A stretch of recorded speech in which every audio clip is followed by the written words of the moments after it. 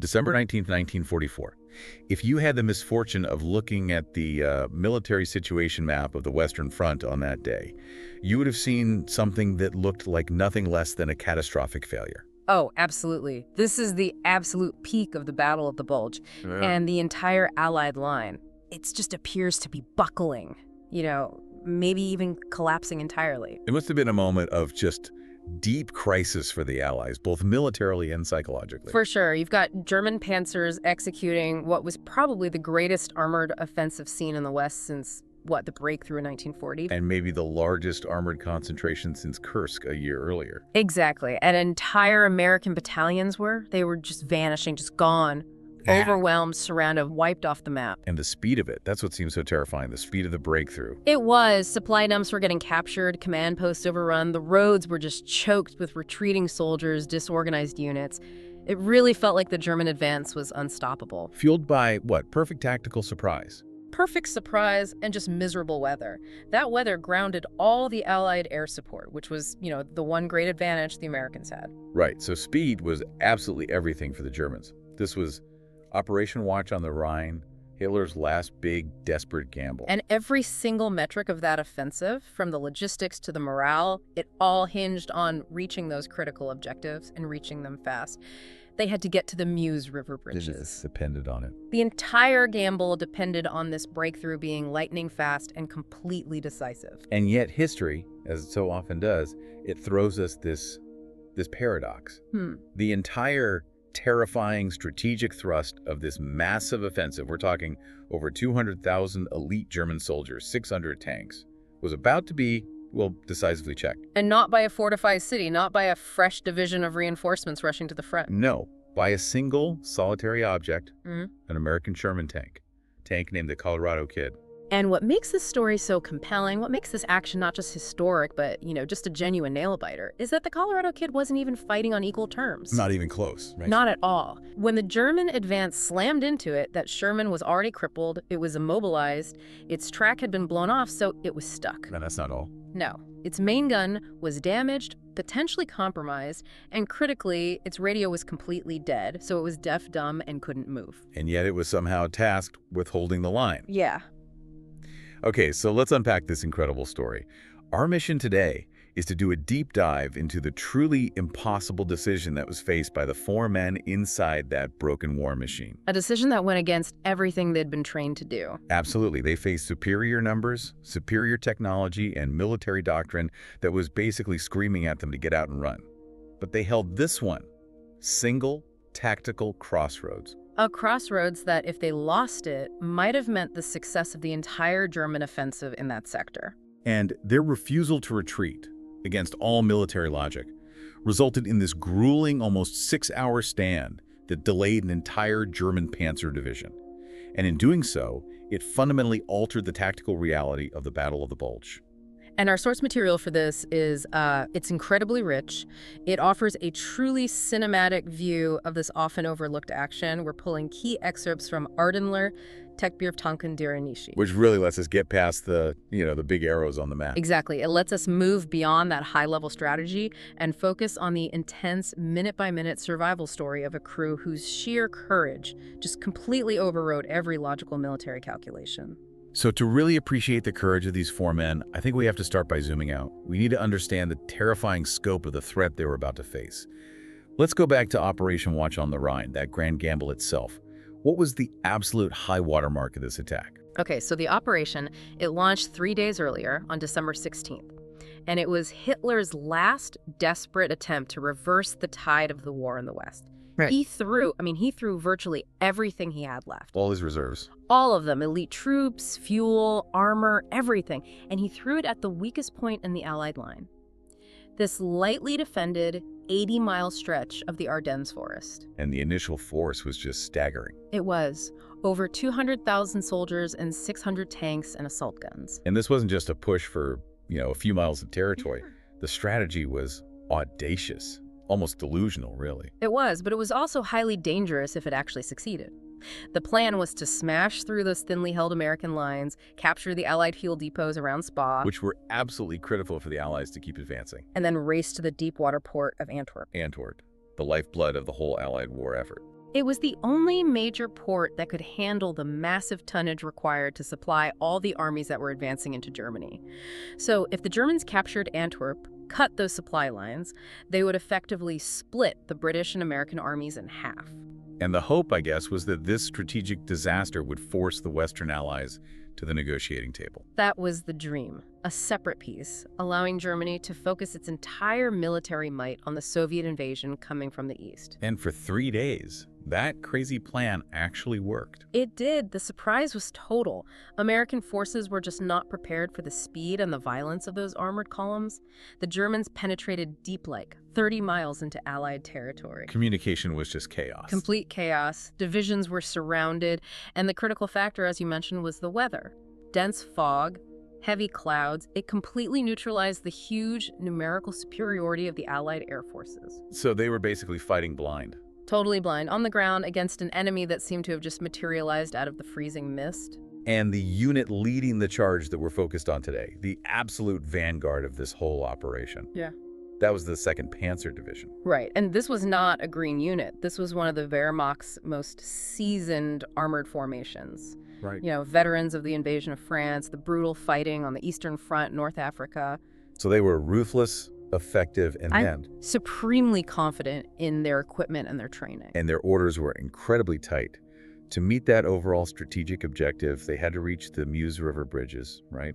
Specifically near the town of Dinant by December 20th. Which meant covering about 40 miles of frozen, really difficult Belgian terrain in just 4 days. And by the afternoon of December 19th, the day of our story, they were right on schedule. They were, and this specific column was just immense. The combat grouping of tanks, half-tracks, motorized infantry, self-propelled guns, it stretched back for nearly 10 miles. Wow. And their immediate target was the town of Dinant and the critical bridges that span the Meuse. But standing directly in their path, at this sort of geographic fulcrum where they had to turn to stay on course, was just this nondescript crossroads near a small village called Foy-Notre-Dame. And at that crossroads stood our crew. So let's meet the men inside the Colorado Kid. The commander was Staff Sergeant William McWhorter. He was 24 years old, from Denver, and by all accounts, an incredibly pragmatic and respected leader. The tank itself was named after his home state. And they were part of Company A, 3rd Battalion, 9th Armored Division. Yeah. So they were experienced. They'd been fighting since September. But they were deeply exhausted. I mean, having spent days either driving without sleep or just waiting in the freezing cold. And his crew, they were all young guys, but competent. Very competent. You had Corporal James Rothwell, 22, the gunner from Ohio. He was known for his speed and his accuracy under pressure. Then Private First Class Tony Caserta, 19, the loader from Brooklyn. Right, and his job wasn't just to load the 75mm main gun, but also to run the bow machine gun. And finally, Private Eugene DeLeo, 20, the driver from Pennsylvania. And their position at this crossroads near Foy-Notre-Dame was rudimentary. That's putting it mildly. Yeah. I mean, this wasn't a pre-built fortification or part of the Maginot Line. It was just 2 muddy, snow-covered dirt roads meeting in a stretch of frozen farmland. And for cover, a few bare trees and 1 small stone wall, the remnants of an old farm boundary. It offered minimal physical cover, but it was an excellent camouflage opportunity. And McWhorter's training just kicked in immediately. He positioned the Colorado Kid perfectly. Oh yeah, he angled the hull sharply, so he was presenting the Sherman's strongest frontal armor towards the expected German approach route. Then he camouflaged the tank with cut pine branches, whatever snow cover they could manage. They stacked their limited supply of 75mm armor-piercing rounds, machine gun belts, all within easy reach. And then they just waited, the temperature dropping steadily below freezing, and the only sound was the distant, rhythmic pounding of artillery fire just getting closer and closer. The anxiety that wait must have been just crushing. Yeah. Oh, for sure. They knew, absolutely, that if anyone was coming down that road, it wasn't a patrol, it was the spearhead of a German army, and it was determined to cross the entire country. And that long silence, broken only by the cold and the distant guns, it finally ended at 14:30 hours. The first contact was a scouting element.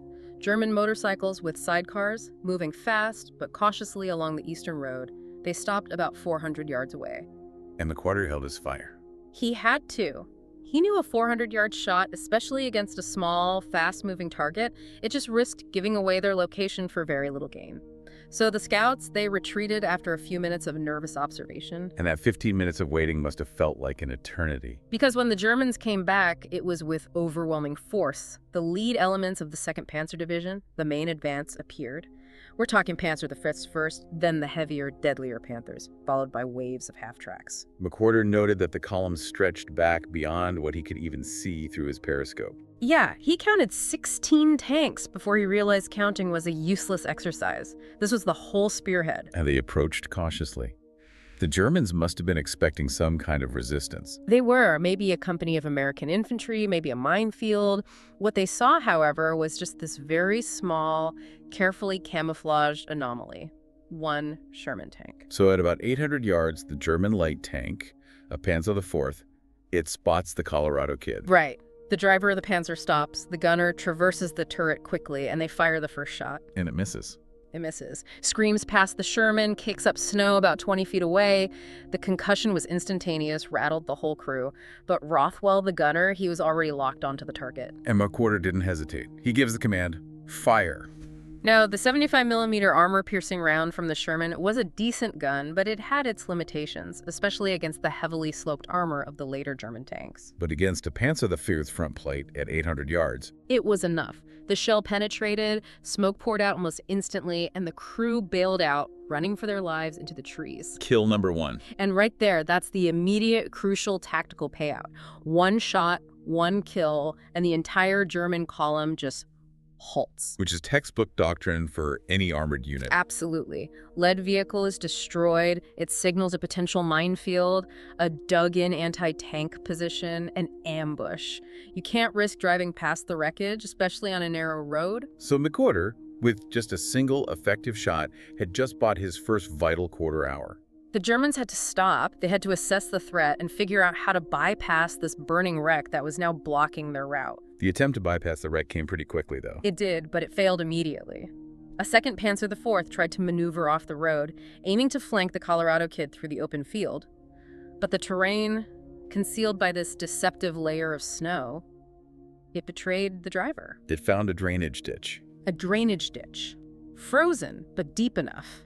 It acted like an instant trap. The 50-ton Panzer V slewed sideways, its tracks just spinning uselessly as it sank down to its belly. So now it's stuck, immobilized and totally exposed. And Rothwell wasted no time. He laid the 75mm gun right on the target and put a round through the Panzer V's turret ring. Kill number 2.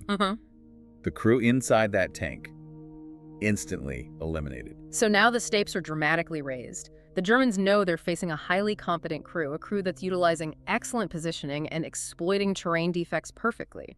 2 tanks down, both blocking the road, and the entire 2nd Panzer Division is stalled because of one American vehicle. And the German commander, he knows he can't afford to lose any more time or any more tanks to what is still an unknown threat. So this is when the heavy metal shows up. And the Panther tank rumbles forward, pushing past the burning wrecks. We really need to pause here for a moment and just appreciate the technological gap McWhorter was facing. Let's talk about that gap. The Sherman M4A3, it used a 75mm main gun. It was reliable, fast-firing, had good high explosive capabilities. But its armor-piercing round really struggled against the thick, highly sloped frontal armor of the Panther.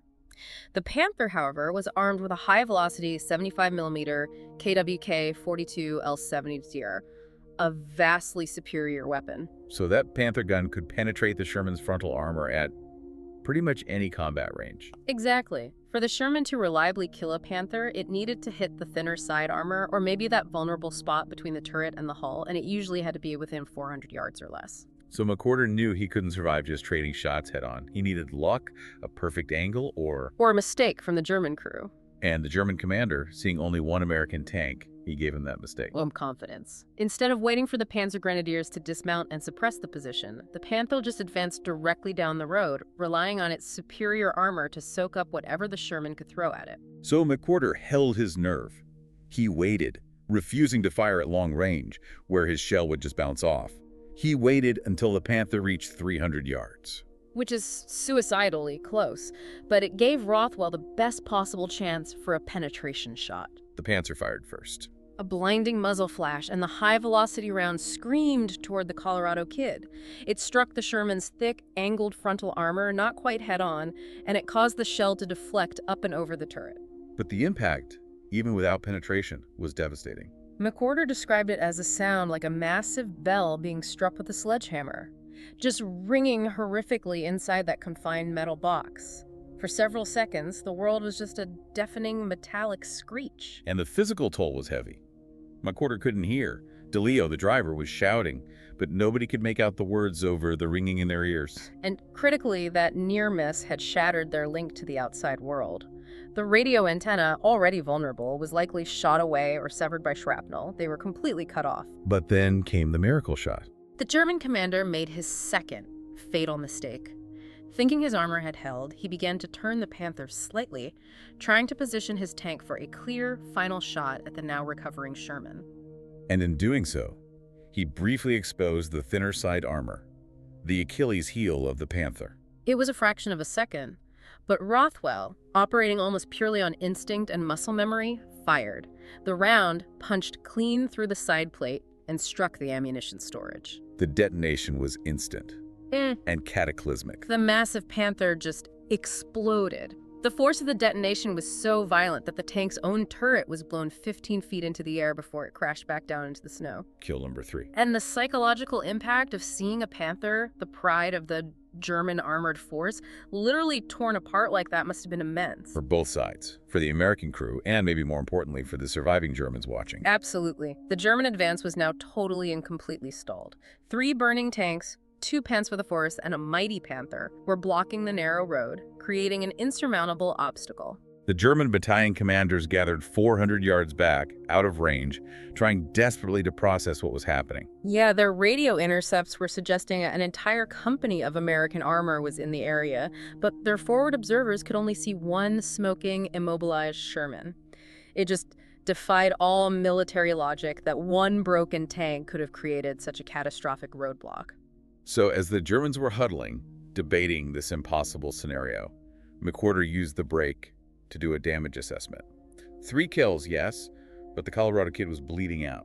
The damage was systemic. First, the main gun's hydraulic traverse system was compromised by that Panther's near miss. So they could still aim and fire. They could, but Rothwell confirmed they would have to crank the turret manually, which was far, far slower and would be impossible under sustained fire. And the radio. The radio was confirmed dead. They were operating in a total vacuum, couldn't call for support, couldn't report their position, couldn't receive any orders. But the truly devastating news came from Caserta, the loader. And he found that the deflected Panther round had caused structural damage to the running gear, severing the connection to the right track. They could fire, but they could not move. The Colorado Kid was now a fixed artillery piece. It was immobilized. And this is the moment. This is the moment where this story transforms from, a technical account of a tank duel into a profound ethical and moral dilemma. We've hit the core military crossroads. Standard doctrine drilled into every American tanker since training school was absolute, and it was clear. If your tank is immobilized in the face of superior, unengaged enemy forces, you abandon it immediately. And that makes sense. The logic is simple. The crew is more valuable than the machine. Exactly. They were supposed to set demolition charges to destroy the tank systems and then escape, evade, and rejoin friendly lines. They had performed their duty by halting the advance. Now they were supposed to save their own lives. But McWhorter, looking out at this endless column of German armor, stalled just outside their range. He understood the doctrine perfectly, but he also understood the gravity of the terrain. That crossroads was the choke point. If they abandoned the tank, the Germans would just push through in minutes. He understood the stakes were astronomical. They went far beyond the 4 men inside his hull. Oh yeah. If the 2nd Panzer Division broke through this bottleneck, they would cut the American supply lines, they'd surround thousands of troops further east, and they could potentially guarantee the success of Hitler's entire offensive toward Dinant. So the collapse of the entire front in this sector hinged not on some massive military decision back at headquarters, but on whether 4 exhausted men stuck put for a few more hours. And this is where we see that profound difference between military calculus and moral duty. Doctrine says, save your life. But duty, in this specific, unique context, said save the front. McWhorter had to weigh the lives of his 3 crewmen against the lives of the thousands of men who were dependent on that supply line. It's just an agonizing calculation, and one that required absolute moral clarity. If he had ordered them to leave, he would have been following orders and saving their lives. No one would have blamed him. But knowing the strategic vacuum that was right behind them, he would have been choosing to let the enemy advance completely unimpeded. The sources make it clear that he grasped the enormity of that consequence. The entire strategic success of the offensive was resting, ironically, right on his shoulders. So he gathers his crew. He explains the situation, the broken track, the dead radio, the compromised gun. He explains the doctrine that gives them permission, even an order, to retreat. And then he presents his counterargument. Stay, fight, hold as long as you possibly can, buy time for the American High Command to figure out where this breakthrough is even happening, and send reinforcements. And he offers the choice directly, with no judgment. Leave now, no court-martial, just go and try to survive. It's a moment of truth that defines all of them. He's asking them to choose certain risk over certain safety, not for themselves, but for men they didn't even know. And they didn't debate the doctrine, they didn't discuss the risk profile. No. The crew looked at their commander, they looked out at the burning German wreckage, and without any fanfare, Rothwell spoke for all 3 of them. We stay. That simple statement is the most profound moment in this entire narrative. It means they accepted the high probability of death to buy time. They knowingly chose duty over survival. That moment of shared commitment inside that cramped, freezing hull is the definitive turning point of the action. Yeah. They were going to hold that line until they ran out of ammunition. Or until they were destroyed. And the Germans, completely unaware of the profound moral resolution that was just achieved inside that Sherman, were about to unleash everything they had left to clear that single, stubborn obstacle. The German attack resumed around 16.00 hours, so about 90 minutes after the first engagement. And having failed with these simple frontal charges, they switched to textbook combined arms tactics. They knew they were dealing with a persistent threat. The Panzer Grenadiers dismounted from their half-tracks. Yeah, they spread out, fanning across the frozen fields, trying to use the trees and the ground dips for cover.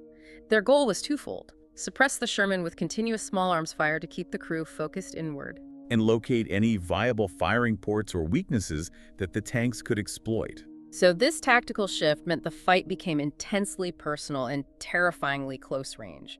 But the open terrain, which had previously allowed the German armor to try these flanking maneuvers, now it exposed their dismounted infantry. And Caserta, the loader, and DeLeo, the driver, they switched to operating the coaxial and bow machine guns. Laying down heavy suppression fire, McWhorter was directing their fire, prioritizing targets. And Rothwell, manually cranking that turret, focused on the half-tracks before they could discharge more troops. So the Sherman was now basically a fortified pillbox, just spitting fire in all directions. And the sheer volume of that fire was enough to break the German infantry assault. They took casualties, they pulled back, and they regrouped. But during this engagement, a Panzer IV tried to lay down continuous high-explosive rounds, HE rounds, to try to suppress the Sherman. Right, and while the HE rounds couldn't penetrate the Sherman's thick frontal armor, the effect was still devastating. Shrapnel was continuously ringing off the hull, and the internal concussions were deafening, adding to the drivers' and commanders' already compromised hearing. Being inside that tank during a prolonged HE bombardment, it's a horrific experience. It's like being trapped inside a massive, continuously struck gong.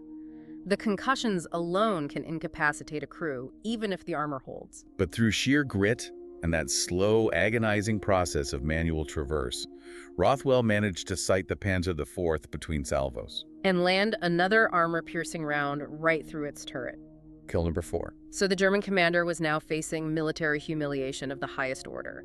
Hours had been wasted. The division's schedule was in tatters, headquarters was screaming for progress. The Führer's demand for a breakthrough was absolute. And all of this was being stalled by one solitary American tank. Frustration was clearly starting to override adherence to military procedure. And that frustration led to the decisive, most dangerous escalation. The commander ordered up heavy artillery, 88mm flak guns. This is a critical moment to analyze the threat. The 88mm guns. They were initially designed as anti-aircraft artillery, but they were famously devastating when they were deployed as anti-tank guns. Their high velocity and sheer size meant they outranged and outgunned the Sherman completely. Capable of penetrating its armor from any angle. The Germans positioned them about 2 kilometers back, safely out of the Sherman's 75mm range. McWhorter saw the distinctive shapes of the guns being deployed.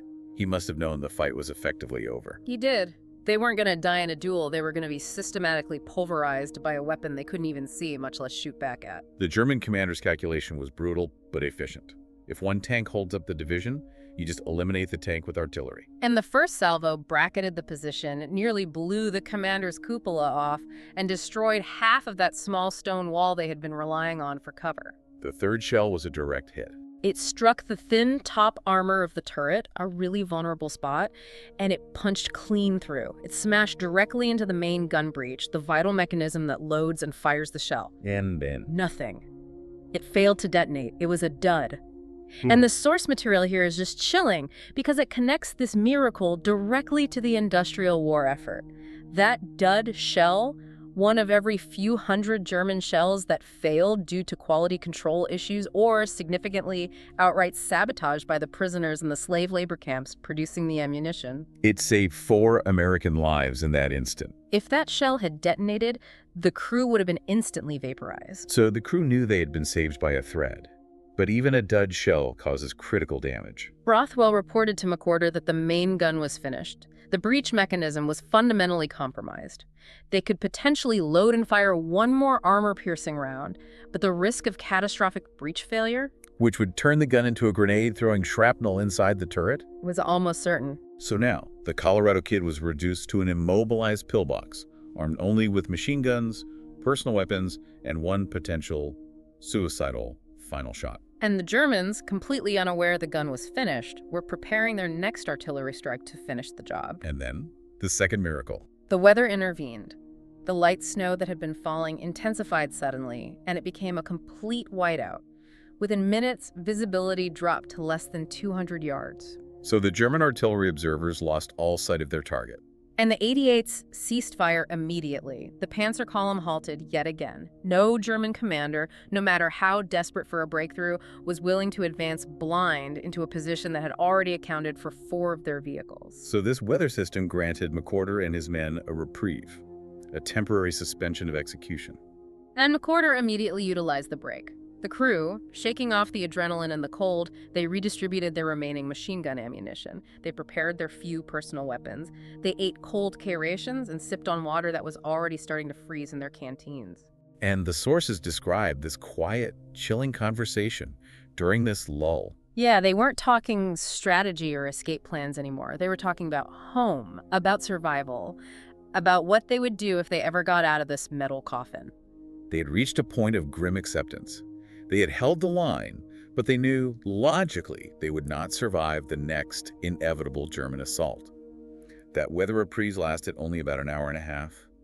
At 17:30 hours, the snow stopped just as abruptly as it began. And the low light of the late afternoon, combined with this heavy silence, it only amplified the tension. They knew the Germans were coming. And this time they weren't just probing. The German commander had clearly decided to overwhelm the position through sheer weight of numbers and firepower. The advancing line was massive and terrifying. 5 Panthers spread across the frozen fields in a line abreast formation, backed up by infantry and half-tracks. The plan was simple. Use overlapping fields of fire to guarantee the Sherman's destruction. No duel this time, just annihilation. And McWhorter watched them close the distance through his periscope, 400 yards, 350, 300.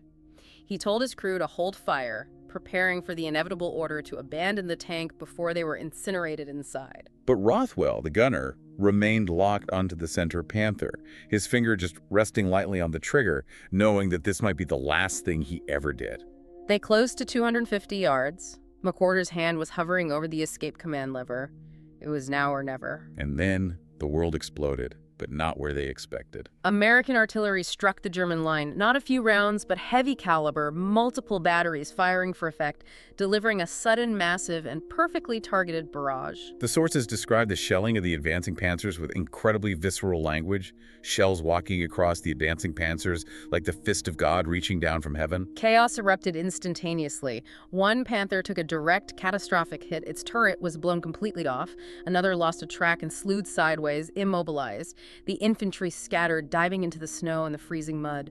That coordinated, overwhelming German advance just dissolved instantly into panic and disorder. And McWhorter, he didn't understand how or why the artillery had arrived, but he seized the opportunity of the resulting chaos. He gave the order. Rothwell fired their one remaining, compromised shot at the closest, now confused Panther. The breach held, miraculously. The round flew true, striking the Panther's lower hull and penetrating the engine compartment. Kill number 5. The German tank instantly burst into flames. With 5 tanks burning and massive shell craters appearing rapidly, the German assault just broke entirely. The remaining Panthers quickly withdrew, and the crossroads fell silent except for the horrifying sounds of burning wreckage and the wounded. 20 minutes later, the true source of their salvation arrived. A column of M10 tank destroyers from the 75th Tank Destroyer Battalion rumbled up to the crossroads. It turns out battalion headquarters, alerted by traffic intercepts indicating a massive German armored movement in the area, had diverted them to investigate the heavy fighting. And crucially, the tank destroyer's forward observer, witnessing that massive German column deploying against the single American position, had immediately called in the fire mission. He's the one who directed that life-saving artillery strike onto the advancing Panthers. They were saved not by some pre-planned strategy, but by the swift action of a distant observer who understood what he was seeing. So, the commander of the M10s, he surveys this incredible scene. 5 destroyed German tanks scattered across the junction, massive shell craters, and one crippled, smoking Sherman tank parked behind a half-destroyed stone wall. He approaches the 4 utterly exhausted crewmen who were barely standing at this point. And he asks the simple question that just crystallizes the whole feat. How long have you been holding here? McWhorter checked his watch. The sun was setting. The answer: 5.5 hours. 5.5 hours alone, immobilized, against an entire Panzer Division. The M10s secured the crossroads, taking up positions where the Colorado Kid had fought. And the dissonance must have been extraordinary. They expected to find a battlefield where the Germans had broken through. Instead, they found an insurmountable roadblock created by 4 men in one Sherman. The crew was immediately evacuated. They were physically and mentally just spent. Caserta had shrapnel wounds. DeLeo's hearing was compromised by hours of concussions. Rothwell's hands were burned from manually handling hot casings, and McWhorter was completely dehydrated and exhausted. But they were all alive, having defied all military odds. And the strategic implications of their 5-hour stand were immediate and monumental. The 2nd Panzer Division never reached Dinant on schedule. That 5-hour delay at Foy-Notre-Dame completely threw off their entire operational tempo. It caused a cascading failure throughout the German column. Right. If the 2nd Panzer had advanced another 5 hours, they would have been close to the Meuse River, creating an impossible tactical situation for the Allies. Instead, that delay gave American reinforcements, tank destroyers, fresh infantry, additional artillery batteries time to pour into the area. And they stabilized the fragile front line. That unstoppable German advance just ground to a complete halt. What's fascinating from a political and historical perspective is the German cover-up that followed. Oh yeah, division headquarters had to explain to high command why the vanguard of the entire offensive had failed to advance for half a day. They couldn't admit a single immobilized Sherman stopped them. So they cited strong American defenses, multiple tank companies, and heavy organized resistance in their official war diaries. This narrative was vital for the Nazi high command. They needed to uphold the myth of the Wehrmacht's inherent superiority, admitting that 4 Americans in an older model tank had halted their elite Panzer Division. It just shattered the narrative of racial and military dominance they projected. It was an unacceptable truth. So the Colorado Kid sat at that crossroads for 3 more days, a monument to defiance, before it was finally towed out. Souvenir hunters, desperate for trophies, stripped everything movable from the hull. And intelligence officers debriefed the crew extensively, finding the after-action report, 5 confirmed kills, an entire division delayed for 6 hours by 1 tank, almost impossible to believe. They kept asking McWhorter the same question. How did you survive? What was the secret? And McWhorter's answer was perfectly measured and brutally honest, removing any element of grandiosity. He just said, luck, training, and a German artillery shell that failed to explode. He acknowledged that their survival was as much due to sheer chance and enemy manufacturing failures as it was to their skill. His battalion commander immediately recognized the extraordinary nature of the action and recommended McWhorter for the Distinguished Service Cross, Rothwell, Caserta, and DeLeo received silver stars. And then the medal ceremony took place in a frozen, shell-scarred field outside Bastogne in January 1945, after the worst of the offensive had been crushed. And General George S. Patton, the commander of the Third Army, and a figure who absolutely understood the importance of aggressive action, he personally pinned the medals on their uniforms. And Patton asked McWhorter directly why he chose to stay and fight, when doctrine clearly advised retreat in the face of such overwhelming odds. Yeah. He wasn't looking for a heroic speech. No. And McWhorter, rather than launching into some prepared or dramatic narrative, he just stated the cold, hard truth that drove his decision. He said, "Someone had to hold that position. We were there, so we stayed." Patton, the man known for demanding relentless advance, just studied the exhausted sergeant for a moment, nodded, and confirmed the ultimate truth of the moment. He said, "That's the right answer, Sergeant. That's always the right answer." The Colorado Kid never saw action again. The damage, the compromised gun, the severed track, the hull damage, it was just too extensive for field repair. It was towed to a salvage depot. Right, where its engine, transmission, and usable components were cannibalized and recycled into other operational tanks. The physical machine was gone, but the legend circulated among the American tankers. It was proof that courage in terrain could neutralize the advantage of superior firepower and numbers. The crew, however, was immediately reassigned and given a replacement tank, which they quickly nicknamed the Colorado Kid II. And they fought through the rest of the Bulge, pushed across the Rhine, and saw action deep into Germany, all 4 men surviving the war.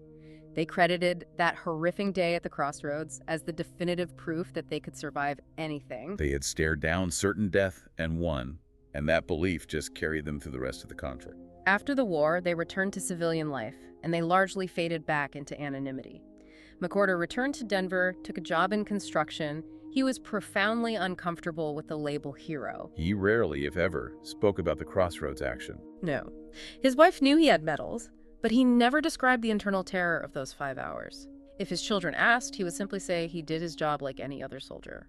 Rothwell settled in Ohio and became a respected teacher, carrying the memory of December 19th with him annually, not just reflecting on the combat, but on that profound moral decision they had made to choose duty over the safety of retreat. And Caserta and DeLeo, the New Yorkers, they stayed in touch. They'd meet occasionally for beers and good-naturedly argue over the specific details of the combat actions, who shot what, when, and how. But they always agreed on one thing: that McWhorter had saved their lives by making that essential, life-altering call to hold the line, no matter the cost. But the true nature of their resistance, the fact that one tank, crippled and alone, stopped an entire Panzer Division, that remained buried beneath the official history of massive battles and high-level strategy for decades. The historical correction finally began in 1984.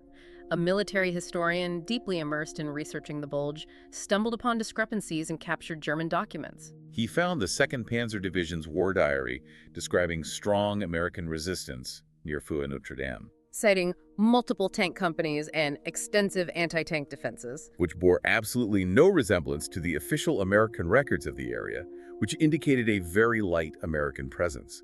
The historian realized the Germans had just fabricated an explanation to mask a monumental failure. He eventually tracked down William McWhorter, then 64 years old and retired in Colorado. McWhorter agreed to an interview and for the first time described the action in painstaking cinematic detail, confirming the incredible localized nature of the resistance. And the historian asked him the same question General Patton had asked 40 years earlier, but with a different weight. Why didn't you retreat, Sergeant? You had the doctrine, the justification, and the means to save your lives. McWhorter thought about it, now 4 decades removed from the sounds and the fear, and he gave his final, most profound answer, synthesizing the entire experience. He said, "Because if we left, the Germans would have gotten through and Americans further down the line would have died. Someone had to pay the price to stop them. It might as well be us." Wow. That quote became the bedrock for finally revealing this heroic action to the wider public and ensuring its place in the history of the Bulge. Veterans who heard the story understood the immense weight of that statement immediately. They recognized the supreme courage in his acceptance of personal sacrifice for the greater good. McWhorter insisted he wasn't a hero, just a soldier doing his job. But as veterans understood, that reluctance to accept the title is precisely what defined his heroism. It's not about grand, fearless gestures. It's about ordinary people making agonizing, hard choices in impossible situations. It's doing what needs doing because someone has to step up and pay the price. The four men eventually passed away. McWhorter in 1991, Rothwell in 1998, Caserta in 2003, and DeLeo, the last survivor, in 2006. And with them went the first-hand sensory memories of the freezing cold, the metallic ringing in their ears, and the repeated, agonizing certainty that they were about to die.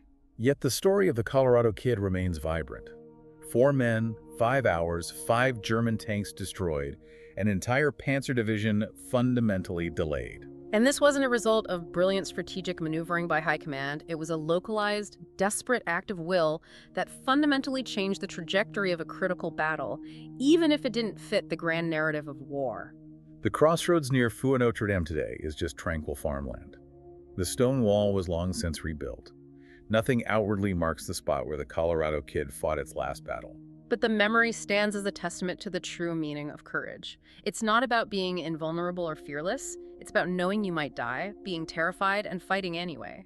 It's the ultimate demonstration that determination and a localized moral resolve can matter more than superior firepower and crushing numbers. This deep dive really forces us to move beyond the machinery and the logistics of war and focus entirely on the individual human decision made in the moment of crisis. 4 men made a localized decision that fundamentally changed the trajectory of the Battle of the Bulge and, arguably, sped up the conclusion of the war in the West. What resonates most profoundly for me is the moral weight of McWhorter's ultimate realization. That moment when he accepted that someone had to pay the price to stop the enemy, and he chose that it might as well be himself and his crew. Think about that. How often does history hinge not on complex strategic planning executed from a safe distance, but on sheer, localized moral resolve? This action, minute in scale but massive in consequence, is definitive proof that the overlooked sacrifice often holds the most defining power in human history. So we'll leave you with this question for reflection. If you were given the choice, the decision to save your life and allow the enemy to pass, or to stay in the face of certain death to save 1,000 other lives behind you, what choice would you make when military doctrine advised immediate, non-judgmental retreat? That is the human core of the story of the Colorado Kid.